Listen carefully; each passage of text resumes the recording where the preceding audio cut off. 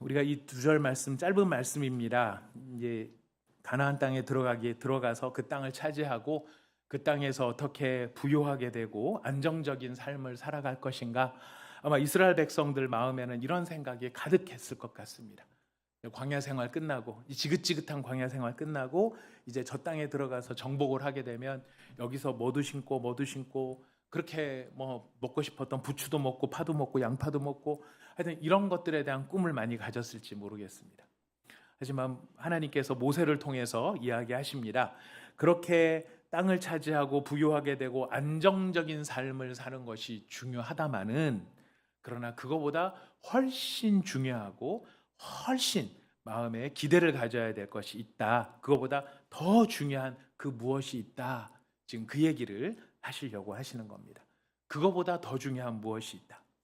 여러분, 우리는 십자가를 자주 접하게 됩니다. 교회당 위에도 십자가가 있고 예배당 안에도 십자가가 걸려 있습니다. 우리 온사랑의 교회가 이 예배당에 왔을 때는 처음에는 예배당에 십자가가 없었습니다. 근데 이제 우리가 이사를 오면서 여기에 십자가를 이렇게 매달아 놓았죠. 그리고 어떤 우리가 경우에 보면 여성도님들 가운데는 십자가를 목걸이로 달고 다니기도 하고요. 우리 찬양 가사 가운데 보면 십자가를 자주 부르기도 합니다. 십자가가 우리한테는 굉장히 중요한 것이기 때문에 그렇죠. 중요해서 자주 사용을 합니다만, 그러다 보니까 우리한테는 이 십자가가 사실 너무 익숙한 느낌이 들 수도 있습니다. 익숙해서 그냥 십자가, 열십자 모양의 그런 어떤 막대기 두 개 합쳐놓은 그런 모습, 이런 것으로 그냥 느껴지지 거기에 담겨 있는 어떤 의미들이 우리한테 잘 다가오지 않을 때도 있죠. 십자가 그러면 우리가 대개 무엇을 떠올리냐면 사랑을 떠올리게 됩니다. 맞습니다.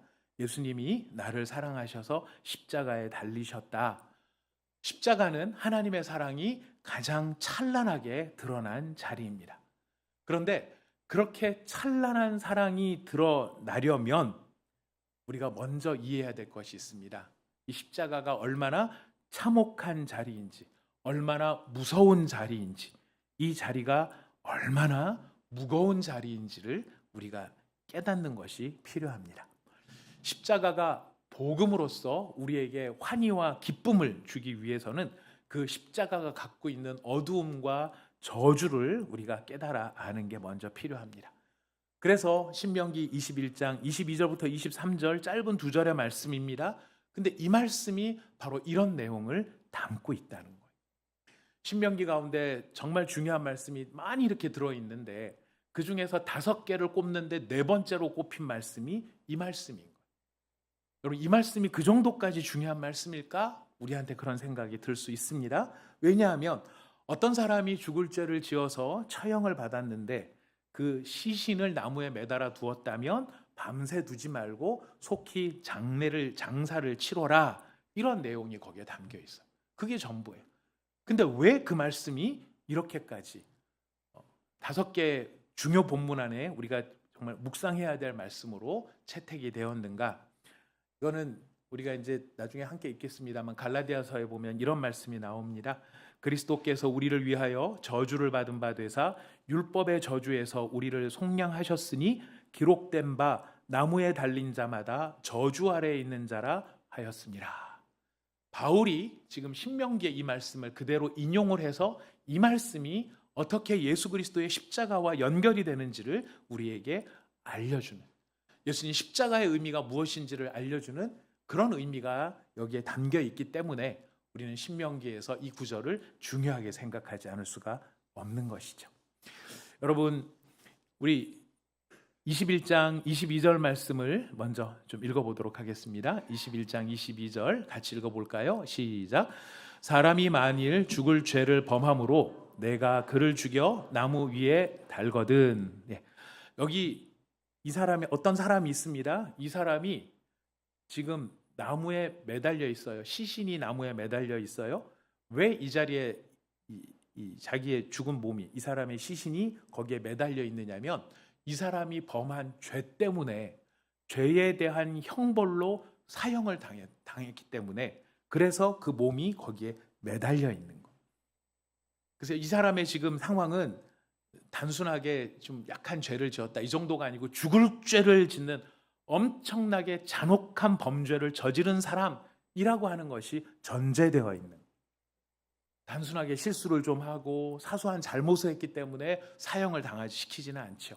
사형을 시킬 때는 그만큼 그 죄가 무겁기 때문에 사형을 시키는 것입니다. 저희 돌아가신 선친께서는 군인이셨는데요.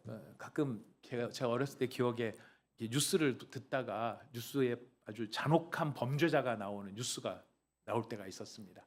하여튼 토막살인에 또 무슨 연쇄살인범에 또 사기를 많이 쳐서 수많은 사람들의 가정을 파탄에 빠뜨리고 인신매매를 하고 이런 아주 잔혹한 범죄를 저지른 뉴스가 이렇게 나올 때는 저희 아버님이 가끔 그런 얘기를 하셨어요. 저런 놈들은 총살도 아까워 포살을 시켜야 돼, 그러시더라고요. 포살이 뭔지 아십니까? 대포를 쏴서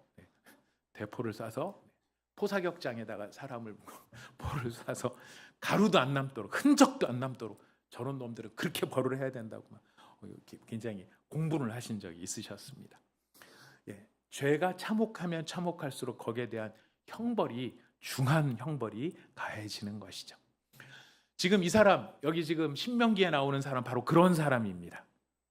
사형을 당할 만큼 중요한 죄를, 중대한 죄를 저지른 것이죠. 그런데 본문을 자세히 읽어보시면은 우리가 그냥 상상으로 알고 있는 거랑 약간 좀 다른 부분이 있습니다. 이건 어떤 부분이냐면 사람을 나무에 매달아 사형을 시켜라, 이런 규정이 아니라는 거예요. 사람을 나무에 매달아서 그 사람을 죽을 때까지 내버려 둬라, 그런 사형 방법을 말씀하신 게 아니고요. 먼저 그를 죽여입니다. 사형이 먼저 집행되는 겁니다. 사형이 먼저 집행되고 죽은 그 사람의 시신을 나무에 매달아 놓는 겁니다. 이유는 뭐냐면은 그가 저지른 죄가 얼마나 큰 죄인지, 그리고 그런 죄를 저지른 대가가 무엇인지를 사람들에게 보여주는, 알리는 그런 역할을 하는 것이죠. 이 사람이 범한 죄가 중대하다는 것을 공동체 앞에서 공개적으로 지금 나타내는 것입니다. 여러분, 이 사람이 이런 모욕을 당한다는 것, 죽은 다음에도 그 몸이, 그 시신이 사람들 앞에서 공개적으로 이렇게 모욕을 당한다는 것은 이 사람이 지은 죄가 얼마나 큰가를 알려주는 것과 동시에 이런 죄를 지은 사람에 대한 하나님의 심정이 얼마나 무서운가라고 하는 것을 보여주는 것이, 하나님의 심판, 하나님의 저주, 하나님이 저주하실 때에 그 저주가 얼마나 무서운 것이고 무거운 것인가. 여기 23절에 그 뜻이 분명히 나타나죠. 나무에 달린 자는 하나님께 저주를 받은 것이다. 여러분, 우리가 먼저 기억해야 될 것은 죄가 얼마나 무서운가라는 거예요. 하나님께서 보셨을 때 죄가 얼마나 무서운가. 여러분들은 여러분의 죄의 무게를 어느 정도로 재고 계십니까?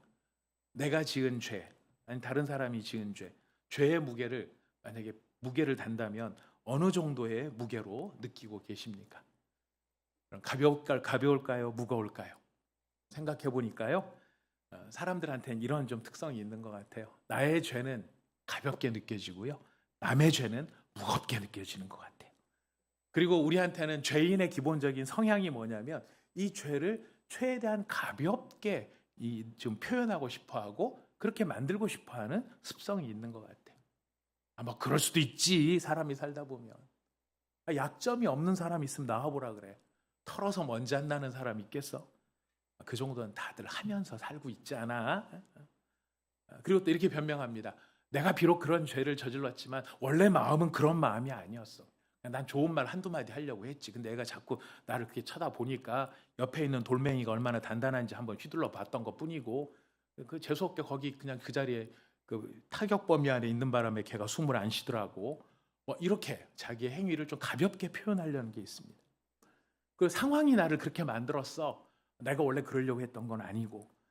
여러분, 이런 말들의 공통적인 특징이 무엇이냐면 죄를 가볍게 여기게 하려고 한다는 것이. 물론 우리는 다른 사람을 너무 쉽게 정죄해서는 안 됩니다.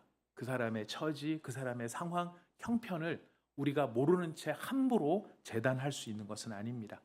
하지만 그렇다고 해서 죄 자체를 가볍게 여겨서는, 분명히 안 된다는 것을 우리에게 가르쳐 주고 있죠. 성경은 죄를 단순한 실수라고 말하지 않습니다. 죄는 하나님을 거스리는 것입니다. 죄는 생명의 주인이신 하나님과의 관계를 깨트리는 것입니다. 죄는 우리를 하나님과 멀어지게 만들고요. 결국 그래서 죄는 우리를 죽음과 저주의 자리로 끌고 갑니다. 여러분, 이런 모습은 창세기에 보면은 잘 나타납니다. 아담과 하와가 범죄했을 때 이런 모습이 나타나죠. 그들이 범죄함으로 하나님과의 관계가 깨어졌고 하나님을 멀리하게 되었고 결국 그래서 그들에게 죽음과 저주의 자리가 만들어집니다. 왜 그랬을까요?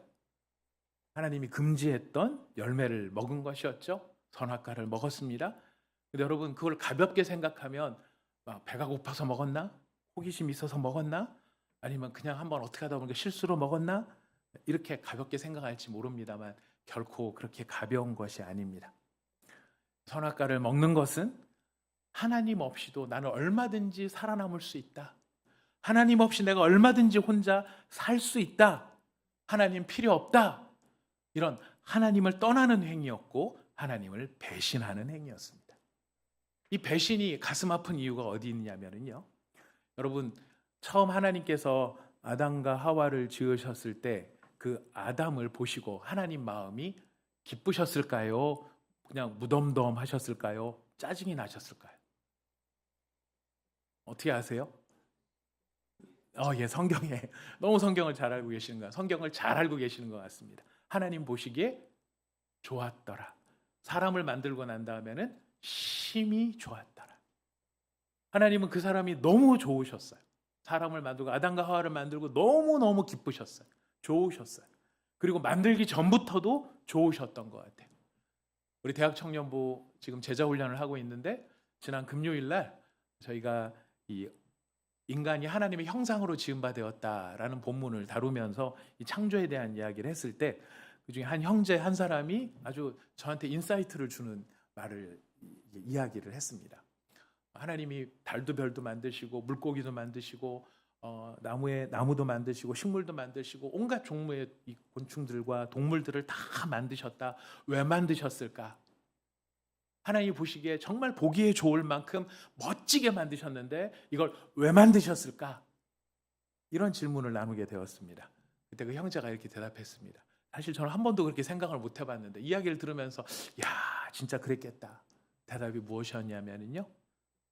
하나님이 아담한테 좋은 걸 주시고 싶어서 아담과 하와한테 가장 좋은 걸 그를 행복하게 만들어주고 싶어서 아담과 하와에게 기쁨을 주고 싶어서 하나님이 미리 그 모든 것들을 너무너무 이쁘게 만들어 주셨다. 이건 제 강조입니다. 형제는 이렇게까지 강조는 안 했지만 너무너무 기쁘게 너무 좋게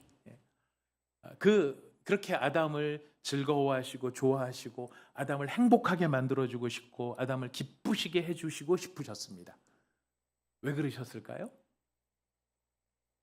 이렇게 하신 하나님의 이유는 하나님도 아담이 하와가 하나님을 기쁘게 생각하고 하나님을 행복하게 만들어주고 싶고 하나님을 즐거워하기를 바라는 마음으로 하나님이 이렇게 행하신 것이죠. 성경에 보면 누구든지 남에게 대접을 받기를 원하는 대로 너희도 남을 대접하라. 이것이 선지자여 율법이니라 이렇게 되어 있습니다. 무슨 뜻일까요? 율법이 그래. 너 대접받고 싶어? 정신 차려서 똑바로 네가 먼저 해. 이런 말씀으로 느껴집니다만 더 중요한 건 선지서와 율법, 구약 성경이죠. 성경은 하나님의 뜻이에요. 하나님의 뜻이 어디에 있느냐면 대접을 받기를 원하는 대로 남을 대접해 주는 게 하나님의 뜻이야. 왜냐하면 하나님이 먼저 그렇게 하시니까.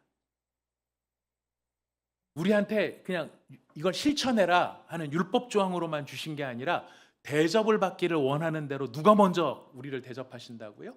하나님이 우리를 먼저 대접하신다. 하나님이 우리를 대접하신 가장 아름다운 모습이 오늘 말하는 주제잖아요. 십자가잖아요. 목숨을 내어놓더라도 너희를 포기하지 않는 것. 이게 하나님의 심정이고 그래서 하나님이 먼저 이 사랑을 보여주시는 거죠. 왜요? 하나님이 이런 대접을 받기를 기대하시는 거예요. 그러니까 지금 천지창조 때도 동일한 모습이 나타나는 것입니다. 그래서 하나님께서 아담과 하와를 만드셨을 때 하나님이 아담을 기뻐하시고 아담을 행복하게 해 주시고 싶었던 것처럼 하나님이 기대하셨던 아담과 하와의 모습은 아담과 하와가 하나님을 기뻐하고 하나님을 행복하게 어떻게 하면 우리 하나님을 행복하게 해드릴까? 이런 모습을 사랑이라고 이야기합니다. 사랑에 빠지면 이러잖아요. 어떻게 하면 저 사람 얼굴에 웃음이 피어나게 할까? 저 사람을 행복하게 만들어줄까? 이게 사랑의 모습이죠. 이게 원래 사람의 지어진 모습이었는데 지금 아담이 선악과를 먹은 이유는 뭡니까? 나는 하나님을 기쁘시게 해드리고 싶지 않아. 나는 내가 나를 행복하게 만들고 싶어. 내가 기쁨이 되었으면 좋겠어. 내가 행복을 누렸으면 좋겠어. 이것이 선악과를 취하는 따먹은 이 아담과 하와의 심정이라는 것이죠. 그래서 사람은 더 이상 하나님을 기쁘시게 해드리는 삶, 여기에 대한 관심이 없죠. 사람의 관심은 오직 무엇입니까? 어떻게 하면 나를 기쁘게 할까? 어떻게 하면 내가 행복할까? 근데 여러분, 구원받았다는 것, 예수 믿어서 거듭났다는 것, 사람이 변했다는 것, 어떻게 변한 것일까요? 원래 모습으로 돌아간 거예요. 어떻게 하면 나를 기쁘게 할까가 아니라 우리가 예수 믿고 구원받으면 예수님의 심정과 예수님의 마음을 갖게 되죠. 예수님이 어떤 마음으로 이 세상에 사셨습니까? 어떻게 하면 아버지를 기쁘시게 해드릴까? 어떻게 하면 죄인인 저 사람들을 행복하게 만들 것인가? 그래서 병도 고쳐주시고 진리도 가르쳐 주시잖아요. 이 마음이 예수님의 마음이죠. 우리가 그리스도를 믿고 예수를 믿고 변화되어 새 사람이 되었다. 어떤 새 사람입니까? 바로 그렇게 어떻게 하면 하나님을 기쁘시게 해드릴까? 어떻게 하면 저 사람들을 행복하게 해줄 수 있을까? 여러분, 그런 관점에서 이렇게 놓고 보면 옆에 계신 분들이 거듭난 사람 같습니까? 아직 거듭나는 중인 것 같습니까? 아니면 거듭 아직 안 난 것 같습니까? 창밖에 여자보다 더 불쌍한 여자가 창틀에 끼어 있는 여자라면서요. 예. 어떻게 나타가 변화되다가 만 그런 모습이신가요? 아니죠. 제가 우리 온사랑의 교회 성도님들을 보면 한 분 한 분 진짜 얼마나 감사하고 귀한지, 어떻게 하면 이 다른 사람들을 행복하게, 다른 사람을 기쁘게, 하나님을 기쁘시게 해드릴까, 이런 마음들이 많이 있는 것 같아요. 여러분, 이것이 변화된 사람의 모습이라면 변화되지 않은 죄인의 모습은 바로 여전히 이와 같은 모습이라는, 거기에 대해서 주님이 경고하시는 겁니다. 신명기에 하나님이 말씀하시죠. 하나님의 말씀을 듣고 순종하면 생명과 복이 있지만 하나님을 거역하고 우상을 따르면, 그리고 언약을 저버리면 저주와 죽음이 따른다. 나무에 달린 자는 하나님의 저주를 받았다. 무슨 뜻입니까? 그는 하나님을 거역하고 우상을 따르고 죄 가운데 들어갔다. 근데 그 죄를 바라보시는 하나님의 심정은 어떤 심정입니까? 죄를 가볍게 여기지 아니하시는 거죠. 죄를 엄중하게 다루시는 겁니다. 얼마나 무거운 것인지, 하나님의 저주가 죄를 향해 쏟아붓는 하나님의 심판이 얼마나 무서운지, 그게 고스란히 드러나 있는 것이 시신이 나무에 매달려 있는 모습이에요. 죽어서도 모욕을 당하는 그 모습. 여러분, 우리 한 사람 한 사람은 내 죄가 얼마나 무거운 것인지, 그게 얼마나 심각한 문제인지를 깨닫는 은혜와 지혜가 있기를 축복합니다. 여러분, 진짜 복 중에 하나는 내가 지은 죄가 얼마나 무서운가, 이거를 아는 데 있습니다. 이거를 깨달으면 깨달을수록 하나님이 나를 사랑하셨다는 게 얼마나 중요한 말이고 좋은 말인지를 우리가 느끼게 되기 때문이죠.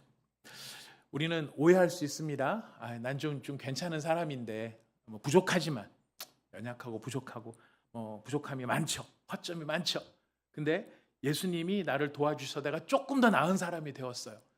이렇게 생각하는 것을 우리가 구원이라고 생각하는지 모릅니다. 아닙니다. 구원은 그렇지 않습니다. 내가 좀 부족한 게 아니라 나는 완전히 부족하고 내 힘으로 아무것도 할 수 없다는 것을 깨닫는 것. 그래서 나는 망했구나. 이 죄인은 소망이 없구나. 여러분, 이거를 알면 알수록 우리는 이런 나를 붙드시는 하나님이 얼마나 은혜로우신가를 깨닫게 될 것입니다. 성경은 말합니다. 우리는 죄 아래에서 갇혀 있었고 하나님의 심판 아래 있었던 사람이다. 근데 여러분 이런 죄를 우리가 저지르잖아요. 죄를 저지르는데 우리가 그걸 두려워하지 않는 이유가 어디에 있을까? 이런 생각을 해봅니다. 오늘 우리가 살아가는 세상이 아마 공의로운 세상이 아니기 때문 아닐까 이런 생각도 듭니다. 인간의 법정, 인간이 지금 우리가 사회생활에서 보이고 있는 인간의 죄에 대한 태도가 어떠냐면 들키면은 안 돼요. 들키면은 이제 무서워지는 거죠. 하지만 들키지 않으면 형벌이 없어요. 드러나지 않으면 그냥 지나가는 거예요. 근데 들켜도요, 법정에서 과연 공의롭게 판단을 받을 수 있을까? 법정이 과연 정의로울까? 여기에 대해서 우리는 확신을 갖지 못합니다. 법을 판단하는 사람, 판단해서 형량을 내리는 그 사람이 과연 공의롭게 판단하는가? 아니면은 개인적인 어떤 영향을 받아서 왜곡이 되는가? 우리 시대만의 문제가 아니고 인간이 죄인된 인간이 살아왔던 지난 몇천 년의 역사가 늘 그래왔어요. 유전무죄, 무전유죄 이런 이야기들이 괜히 나온 게 아니겠죠. 사람이 공정하기가 쉽지 않아요. 그래서 우리들은 하나님 앞에서도 이런 마음을 갖는 것 같아요. 들키지 않으려고, 드러나지 않으려고. 그럼 괜찮은 걸로. 근데 여러분 우리가 우리 죄를 이렇게 숨겨진 죄까지, 은밀한 죄까지 다 드러내서 고소하고 고발하는 자가 따로 있어요. 우리의 양심에 숨어있는 죄까지도 다 까발리는 존재가 있어요. 누구일까요? 놀랍게도 성경은 이야기합니다. 사탄이 그 역할을 하는 거예요. 사탄의 또 다른 별명이 참소하는 자예요. 하나님 앞에 참소하는 겁니다. 하나님, 율법을 이렇게 만드셨잖아요. 주님이 규정을 지으셨잖아요. 근데 저 사람들 지금 하는 거 보세요. 규정을 어겼네요. 그냥 두실 건가요? 하나님 공의의 하나님이시라면서요. 이거 그냥 두시면 공의 아니죠. 여러분 이렇게 참소하는 바로 그것이 사탄의 모습이죠. 그 앞에 하나님의 공의가 시험대에 오르고 있는 그런 모습을 성경은 이야기를 하고 있습니다. 참 무서운 일입니다. 우리가 다 알지 못하는 사이에 이런 우리를 참소하는 일들이 벌어지고 있어요. 하나님의 저주가 이 땅 가운데 임할 수밖에 없다는 겁니다. 맞다. 유죄다. 유죄는 사형이죠. 근데 여러분 이 저주를 받은 이 사람의 모습에 대해서 우리 또 한 가지 교훈을 얻을 수 있습니다. 우리 21장 23절 말씀 같이 읽어보겠습니다. 읽어봅시다. 시작. 그 시체를 나무 위에 밤새도록 두지 말고 그날에 장사하여 내 하나님 여호와께서 내게 기업으로 주시는 땅을 더럽히지 말라. 나무에 달리는 자는 하나님께 저주를 받았습니다. 여러분 바로 이런 죄는 이렇게 무서운 거고 죄를 지으면 이런 저주를 받는다. 이거를 보여주는데 하나님께서는 그 저주받은 죄인의 시신을 빨리 치우라고 이야기를 합니다. 당일에 장사하라. 우리 같으면 며칠 걸어놓겠어요. 요즘에 우리가 그냥 인권 모독이다 그렇게 돼. 옛날에 얼마나 이런 일들이 많았습니까? 며칠 걸어둘 것 같아요. 왜 며칠을 걸어둡니까? 죄 짓지 말라고, 경각심을 주려고. 근데 하나님은 그날에 치우라 이야기합니다. 왜 그럴까요? 하나님의 저주를 드러내는 이 시신이 밤새 방치되어 있다면 하나님이 보실 때는 이건 그 땅을 더럽히는 일이 된다라는 거예요. 죄의 흔적, 저주의 흔적, 이거를 깨닫는 건 중요하지만 그 흔적이 오래 남아서 그 거룩한 하나님의 백성들, 그 땅을 오염시키는 것, 하나님이 그것은 안 된다라고 이야기를 하시는 겁니다. 여러분, 죄는요, 그냥 죄 하나로 끝나지 않아요. 언제나 영향력이 있습니다. 한 사람의 개인적인 문제로 끝나지 않고 죄는 주변으로 흘러가고 퍼지고 그래서 하나의 문제로 끝나지 않아요. 한 사람의 분노가 한 가정을 다 어렵게 만들지 않습니까? 한 사람의 교만이 공동체의 공기를 바꾸지 않습니까? 한 사람의 거짓이 모든 신뢰를 무너뜨립니다. 한 사람의 음란이 관계를 상하게 합니다. 한 사람의 탐욕이 많은 사람들을 고통스럽게 만들기도 하죠. 이것이 여호수아 7장에 나오는 아간의 범죄입니다. 아간이 그냥 물건을 좀 훔쳤어요. 개인적인 것 같아요. 근데 그 개인적으로 물건을 훔친 것 같은 것 때문에 모든 이스라엘 백성들이 고통을 당해. 다윗의 범죄도 마찬가지입니다. 밧세바를 바라봤던 개인의 문제, 우리아를 죽였던 개인의 문제 같지만 모든 이스라엘이 고통 가운데 들어가게 돼요. 죄의 영향력이죠. 하나님은 그날 빨리 치워라라고 하는 것은 그 죄가 영향력을 더 퍼지게 하지 않도록, 그 흔적들이 남아있지 않도록 속히 처리가 돼야 된다. 죄가 있으면 빨리빨리 회개를 해야 된다. 저주가 임하면 그 저주가 빨리빨리 사라져야 된다. 이것을 우리에게 가르쳐주고 계십니다. 왜 그럴까요? 여러분, 죄가 오래 방치되잖아요. 경계심이 생기는 게 아니라, 처음에는 경계심이 생기지만 나중에는 둔감해져요. 둔해져요. 뭐 대단한 일인가? 이런 생각이 든다는 거예요. 영적으로 민감함이 사라져버려요. 여러분, 처음에 죄를 지을 때는 막 가슴이 떨렸던 일이 계속 방치하게 되면 어떻게 됩니까? 그럴 수도 있지. 전 중학교 때 신앙생활 시작해서 지금까지 신앙생활을 해오면서 주일을 이렇게 소위 말 범했다, 예배를 안 드리고 빠졌다, 이런 경우가 거의 없어요. 정말 주님이 아십니다. 거의 없습니다. 근데 예전에 한 번 있었어요. 한 번 주일날 예배 안 드리고 딴 일 때문에, 딴 사역 때문에 빠지게 됐어요. 가슴이 얼마나 막 두근두근하고 이상하고 막 그러든지요. 막 금방 막 하나님께서 뭐 벼락을 내릴 벼락까지는 아니더라도 혹시 가다가 차가 퍼지지 않을까, 뭐 하여튼 뭐 이상한 일이 벌어지지 않을까, 벌받지 않을까, 뭐 이렇게 했는데 그날 아무 일도 없었어요. 네. 그 다음에 무슨 생각이 드냐면, 그래? 그래, 그렇단 말이지? 뭐 이제 이런 생각이, 네. 사람이 그렇더라고요. 네. 처음이 어렵지, 한번 시작이 되면 그 죄에 대해서 둔감해져. 주일 빼먹는 걸 너무 쉽게 생각을 해요. 뭐 빼먹을 수도 있지, 뭐 까짓 거 뭐. 여러분, 이거 정말 위험한 생각이거든요. 그래서 주님 말씀하시는 거예요. 방치해 두면 안 된다. 빨리 회개하고 빨리 돌이켜야 된다. 작은 상처가 염증이 되고, 염증을 방치하면 팔다리를 잘라야 될 때가 돌아올지도 모른다. 빨리 돌이켜야 된다. 왜 그럴까요? 그 꼴이 미워서요? 아니요. 살리고 싶어서. 생명을 살리기 위해서죠. 그래서 주님은 빨리 회개하여 이르기를 원합니다. 근데 문제는 뭐냐면, 우리가 그 사실을 알고, 이게 죄구나, 빨리 돌이켜야 되겠네, 빨리 회개해야 되겠네. 여러분, 왜 회개를 해야 될까요? 후회가 아니라 회개를 하라고 합니다. 후회는 아쉽다, 내 잘못했다, 이런 거라면, 회개는 뭡니까? 하나님 앞에 돌아오는 게 회개. 하나님, 제가 잘못했습니다. 왜 하나님께로 돌이켜야 됩니까? 우리는 그 죄에 대해서 우리 스스로가 해결할 수 없기 때문에. 이 죄를 보고 안타깝게 생각하면서 눈물 흘리고, 내가 그때 하지 말걸, 후회하고, 내가 잘못했으니까 뭔가 보상을 해야 되지 않을까, 헌금을 많이 하고 봉사를 많이 해서 우리의 죄가 없어지는 게 아니라는 겁니다. 우리의 죄는 오직 누구만이 없애실 수 있느냐면 하나님만이 없앨 수 있어요. 예수님만이 없앨 수 있어요. 그래서 복음이 필요하고, 그래서 십자가가 필요합니다. 그래서 오늘 우리에게 성경 말씀은 갈라디아서 3장 13절 이렇게 말하죠. 우리 같이 한번 읽어보겠습니다. 갈라디아서 3장 13절 시작. 그리스도께서 우리를 위하여 저주를 받은 바 되사 율법의 저주에서 우리를 속량하셨으니, 기록된 바 나무에 달린 자마다 저주 아래에 있는 자라 하였음이라. 나무에 달린 자마다 저주 아래에 있다. 여러분, 예수님께서 왜 하필 십자가에서 죽으셨을까요?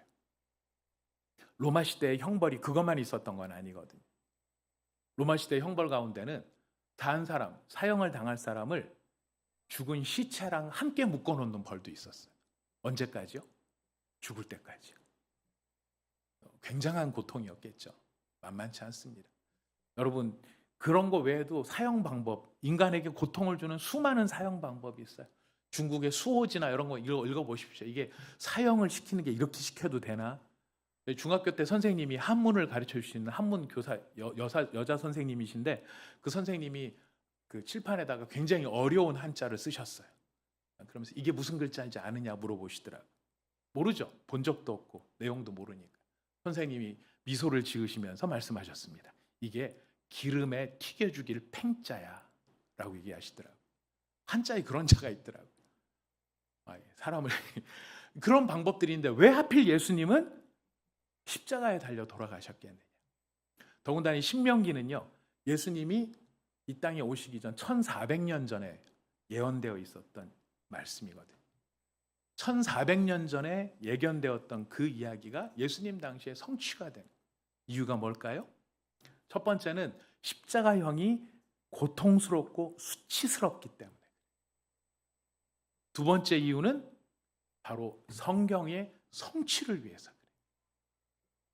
칼에 죽은 자가 아니고 나무에 매달린 자. 그 나무에 매달린 자가 어떤 사람이기 때문에요? 하나님의 저주를 받은 사람이라는 표시예요.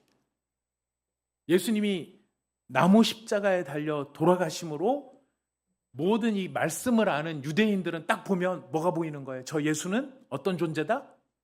저주받은 존재다. 누구의 저주를? 하나님의 저주를 받은 존재다. 여러분, 이런 유대인들이 예수님 믿기가 얼마나 어려웠겠냐라는 거예요. 저 하나님한테 저주받아야 저 나무에 매달리는 건데. 근데 예수님이 그런 존재가 보여진 거죠. 신명기 21장에 나무에 달린 자는 자기가 죄 있는 자예요. 근데 예수님이 십자가에 달려 돌아가신 거는 자기 죄 때문에 돌아가신 것이 아니죠. 예수님은 거짓을 행하지 않았고 속이지 않으셨고요. 예수님은 온전히 순종하셨고 율법을 완전하게 이루신 분이십니다. 그런데도 십자가에 달려 돌아가신 거예요. 이유가 뭘까요? 갈라디아서 3장 13절에 사도 바울이 6글자로 이야기합니다. 우리를 위하여.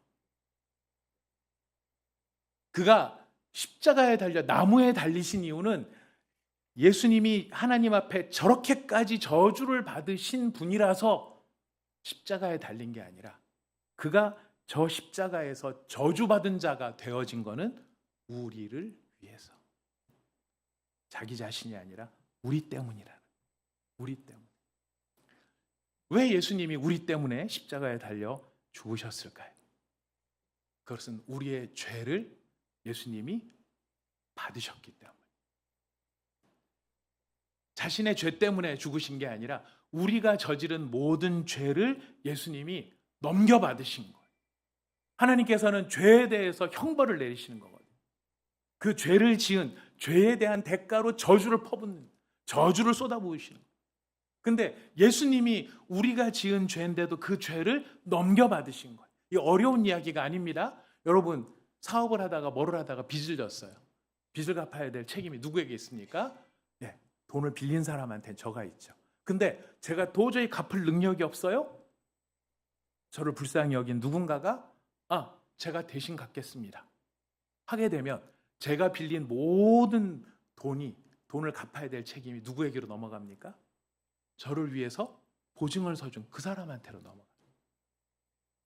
예수님께서 내가 지은 모든 죄가 있음에도 불구하고 내가 원래는 저 나무에 달려서 하나님의 저주를 받아야 되는데 예수님이 그 죄를 다 넘겨받으셨기 때문에 하나님이 예수님에게 모든 저주를 쏟아 부으신 것입니다. 그래서 우리의 소망이 누구에게 있냐면 예수 그리스도에게 있는 거예요. 왜? 그분이 다 넘겨받으셨기 때문에. 넘겨받으셔서 저주를 받으셨기 때문에. 예수님은 저주받는 척 하신 게 아니라 진짜 저주를 받으셨습니다. 예수님이 십자가 위에서 엘리 엘리 라마 사박다니 나의 하나님 어찌하여 나를 버리시나이까.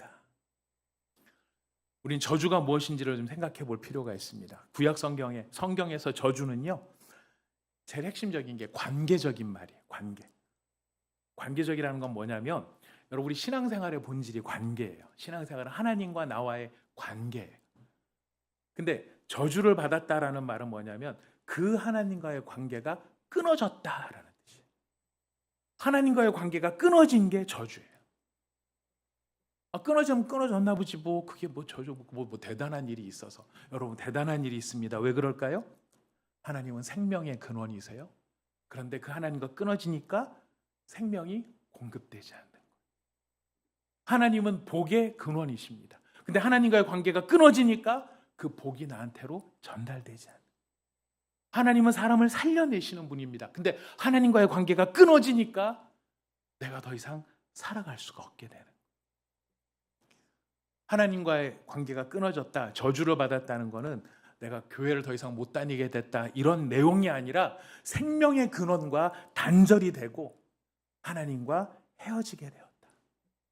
그래서 신명기에 보면 복과 저주가 한 쌍입니다. 생명과 사망이 한 쌍입니다. 순종과 불순종이 한 쌍이고 언약 안에 있는 것과 언약이 깨어진 것이 한 쌍이. 저주받은 것은 무엇이냐? 언약이 깨어진 거고. 그래서 사망에 이르르는 것이. 신명기 28장은 말합니다. 말씀을 듣고 순종하면 복이 임한대요. 성읍에서도 복을 받고 들에서도 복을 받고 들어와도 복을 받고 나가도 복을 받고. 근데 하나님의 말씀을 듣지 않으면 저주를 받는데, 어디를 가나 저주를 받는데, 성읍에서 저주받고 들에서 저주받고 들어와도 저주받고 나가도 저주를 받는데, 여러분 하나님이 아이고 저것들 내 말 안 들으니까 저것들 한번 혼 좀 나봐, 가만히 내버려두면 잘 살 놈들인데 하나님이 거기다 갖다 뭘 들이부으시는 거죠. 저주를 갖다 들이붓는다고 생각을 아닙니다. 그게 저주가 아니고요, 하나님과의 관계가 형성되어 있어야 하나님으로부터 오는 모든 좋은 것들이 끊어지게 되니까 끊어진 상황에서 그때부터는 자동으로 우리가 사망에 빠지게 되는 것이죠. 하나님께서 은혜의 빛을 우리에게 비추어 주실 때 우리는 빛을 누리지만 하나님께서 그 빛을 거두시면 굳이 어두움을 부어주지 않아도 빛을 거두면 어두움에 갇히게 되는 거예요. 저주가 무엇입니까? 그래서 저주의 핵심은 하나님으로부터 단절되는 것이. 이걸 다른 말로 하면 하나님의 얼굴을 돌리셨다라고 표현해요. 우리 아까 민수기 6장의 제사장 축복, 우리 교회 시그니처처럼 지은평 이렇게 줄여서 또 우리 하나님 우리를 지켜주시고 은혜 베풀어 주시고 평강 주시기를 원한다 이렇게 축복하잖아요. 근데 그 앞에 사실 중요한 단어들, 이거보다 더 중요한 단어가 있어요. 여호와는 내게 복을 주시고 너를 지키시기를 원하며 여호와는 그의 얼굴을 내게로 비추사 은혜 베푸시기를 원하며 여호와는 그 얼굴을 내게로 향하여 드사 평강 주시기를 원하노라. 단순한 지킴, 은혜, 평강이 아니라 누구의 얼굴이 비춰지는 겁니까? 하나님의 얼굴이 비추어지는, 하나님의 얼굴이 나를 향하는 거예요. 저주는 무엇일까요? 그 얼굴이 가려지는 것이. 내가 소유가 없어져서 저주가 아니고 건강이 나빠져서 저주가 아니고 사람들 앞에 손가락질 당해서 저주가 아니라 하나님이 내게서 그 얼굴을 돌리셨다. 가장 무서운 저주라는 거예요. 하나님이 그를 버리시는 거죠. 그를 외면하시는 것입니다. 그래서 예수님의 고통이 거기에 있어요. 나의 하나님 나의 하나님 어찌하여 나를 버리시나이까. 복은 우리를 풍성하게 하고 우리를 존귀하게 하고 우리를 든든한 무게감을 갖게 합니다. 하지만 저주는요, 하나님과의 관계가 끊어지면서 더 이상 공급이 되는 게 없어요. 어떻게 됩니까? 사람이 쇠하게 되고 약하게 되고 공허하게 되고 무너지게 되는, 사람이 가볍게 되는 것이. 누가 그 얼굴을 돌리셨기 때문에요? 하나님이 그 얼굴을 돌리셨기 때문에. 여러분, 그것이 저주의 모습인데 누가 그 저주받은 자리에 가셨냐면 예수님이 저주받은 자리에 가셨어요. 누구를 위해서요? 우리를 위해서, 나를 위해서. 하나님이 예수님을 향해서 얼굴을 돌리시면서 누구를 향해 다시 얼굴을 회복하셨을까요? 죄인인 우리에게 얼굴을 회복하신 것이죠. 하나님의 공의는 심판을 불러왔고요, 하나님의 사랑은 죄인을 구원하는 자리에 이르게 되었습니다. 우리 기억해야 됩니다. 죄는 대충 넘어가지 않습니다. 저주는 분명하게 집행됩니다. 그러나 감사한 것은 그 저주가 우리에게 떨어진 것이 아니라 예수 그리스도에게로 떨어졌다는 것이. 그래서 우리가 하나님 앞에 살 수 있게 되는 것입니다. 사랑하는 여러분, 예수님이 나무에 달리셨다, 십자가에 달리셨다. 원래 그 자리가 누구 자리일까요? 죄인인 우리 자리, 내 자리, 죄인인 내 자리예요. 그런데 나 대신에 예수님이 내 죄를 넘겨받으시고 예수님이 그 자리에서 저주를 받으신 거예요. 대신에 우리한테는 어떤 복이 주어졌을까요? 하나님을 아버지라고 부를 수 있고 하나님과의 관계가 회복되는 은혜가 우리에게 주어진 것입니다. 여러분, 이 사실을 믿으십니까? 이 사실을 분명히 믿으십니까? 예수님이 내 안에 계시는 것과 예수님이 나의 모든 죄를 속량하신 것과 나를 도우시는 것과 그래서 내가 변화되어진다는 것을 분명히 믿으십니까? 자신이 없으십니까? 제가 수요일에도 잠깐 말씀을 드렸습니다. 제가 은혜를 많이 받았기 때문에 전하게 되는 말씀인 것 같아요. 유기성 목사님이 하나님 앞에 너무너무 고민이 많으셨다고 합니다. 너무너무 고민이 많으신 게 뭐냐면, 하나님, 저는 목사인데, 저는 목회자인데 왜 저는 이렇게 은밀한 죄가 저에게 너무 많을까요? 여기서 은밀한 죄라고 하는 거는 다른 사람들 앞에 있을 때는 그럴듯하게 말하고 다른 사람 앞에서는 꽤나 괜찮은 사람인 것처럼 그렇게 살고 있는데 왜 저는 혼자 있을 때 저는 이렇게 많은 죄를 저지를까요?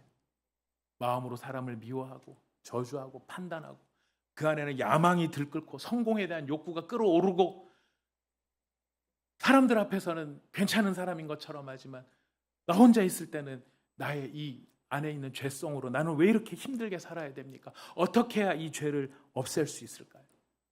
기도하고 기도하는 시간에 하나님께서 유기성 목사님 마음에 깨달음을 주셨대요. 어떻게 해야 이 죄를 없앨 수 있을까요? 하나님이 이렇게 말씀하셨다고 합니다. 너한테 믿음이 없어서 그래. 너한테 믿음이 없어서 그래.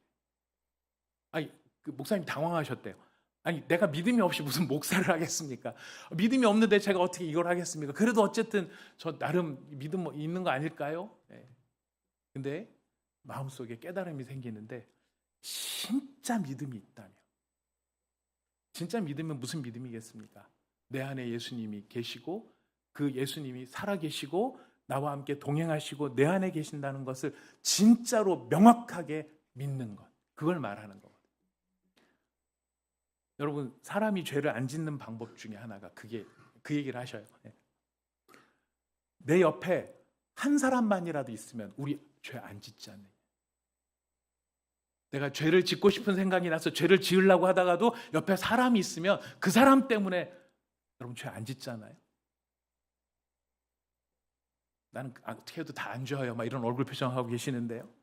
우리 쓰레기만 갖다 버리려고, 그 쓰레기 갖다 이렇게 전봇대 앞에 내달려고 할 때에 제일 먼저 보는 게 뭐죠? 뭐를 보는 겁니까? 누군가 나를 보고 있다 그러면 우리 가져갔다가 이러면서 갖고 들어오잖아요. 마치 안 버리려고 했던 사람인 것처럼. 누군가가 보고 있다라는 것만 알아도 사람이 그런 행동을 안 한다는 거예요. 그런데 진짜 예수님이 내 안에 살아계시고 진짜 예수님이 나를 보고 계시고 진짜 예수님이 나와 동행하고 있다는 걸 내가 믿는다면 내가 그 시간에 어떻게 그런 마음과 그런 생각과 그런 행동을 하겠느냐. 그래서 주님이 말씀하셨다는 거예요. 너한테 믿음이 있느냐? 믿음이 있느냐? 정말 주님이 너 안에 살아계시네. 사랑하는 성도 여러분, 저도 그 말씀 들으면서 너무너무 도전이 많이 됐습니다. 그리고 너무 감사했습니다. 저를 개척시켜 주신 이유가 저한테 믿음이 없다는 걸 깨닫게 해주시려고 해주셨다는 걸 일찍이 저도 아는 바가 있었는데 이게 더 깊은 의미가 있더라고요. 정말 내가 예수님을 사랑하고 내가 정말 그 예수님을 의지하고 내가 정말 그 예수님을 간절히 찾고 내가 정말 그 예수님을 신뢰하고 동행한다면 우리의 믿음과 우리의 모습이 과연 어떻게 될 것인가? 정말 내가 죄인이라는 사실을 깨닫고 인정하고 그 죄 때문에 내가 치를 떨고 뒹굴고 내 죄의 무게가 이렇게나 엄청납니다. 이걸 어떻게 하면 좋겠습니까? 이게 정말 우리의 진심, 우리의 마음의 깨달음이라면 우리는 그 십자가가, 예수의 그 은혜가, 나를 대신하여 저주를 받으신 그 예수님의 은혜가 얼마나 귀한 것인가라는 것을 우리는 절감하게 될 것입니다. 여러분, 이런 은혜가 저와 여러분에게 충만하기를 축복합니다. 이게 우리의 진심의 깨달음이 되기를 축복합니다. 머릿속에 머무르고 지나가는 이야기가 아니라, 그리고 그렇기 때문에 그 예수님이 내게서 안에 살아계신다는 게 내게 어떤 소망을 주는지, 어떤 희망을 주는지, 어떤 능력을 주는지 우리가 생생하게 들을 수 있는 저와 여러분이 되시기를, 그런 우리 온사랑의 교회 모든 교우들이 되시기를 예수님의 이름으로 축복합니다.